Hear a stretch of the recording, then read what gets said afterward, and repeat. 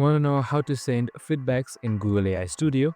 Well, no worries. In this video, I'm going to show you an easy, step-by-step guide on how you can easily send feedbacks. It's super simple, so let's get straight to it. Now, first off, simply open up your Google AI Studio, and once you're there, just simply select this settings icon right here on the top right side. That will be right beside your profile. Just simply select it.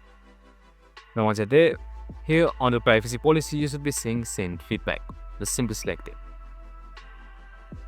Now once you've selected send feedback, here you need to describe or give description of any problems you're facing with or any feedback that you want.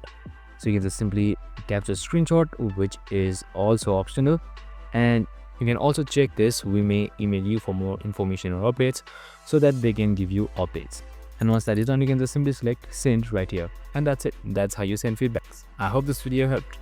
If it did, make sure to like, subscribe, and tune in with us for more of these videos. See you in the next one.